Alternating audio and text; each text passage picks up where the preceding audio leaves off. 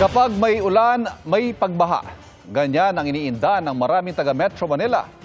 Kailangan pagtulungan ng problema na yan. Ayon kay DPWH Secretary Manny Bonoan, kabilang sa mga nais niyang matutukan ang problema sa mga drainage system at basura.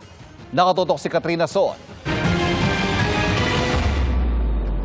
Nabulagan ng baha ang ilang lugar sa Maynila kahapon dahil sa ulang dala ng bagyong Isang.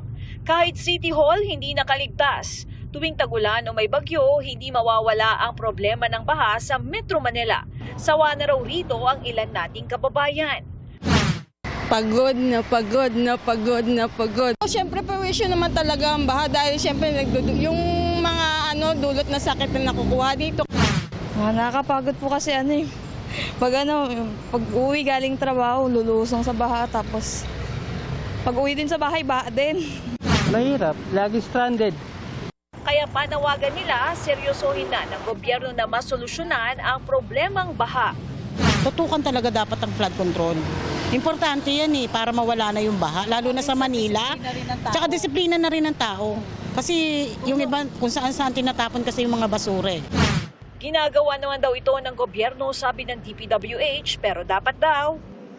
I think dito sa Metro Manila, dapat mapagtulong-tulungan natin. It has to be holistic and comprehensive po yung pag-attend ng problems dito. We are assisting actually Metro Manila for engineering interventions. But there are many dito problema sa Metro Manila. Like we have to address yung waste management, basura.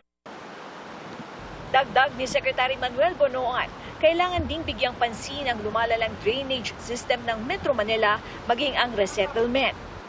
Tumutulong po kami sa lahat ng bagay na po pwede namin itulong. Kagaya ngayon, yung mga old pumping stations, nire-rehabilitate po namin to increase the discharge capacity sa yung mga ganon. Okay. Pasig Marikina, flood control management project, ginagawa po namin. But internal drainage and other sectors, waste management, dapat to pagtulong-tulungan natin, dapat na i-address po yung mga yan. Para sa GMA Integrated News, Katrina Son, nakatutok 24 oras.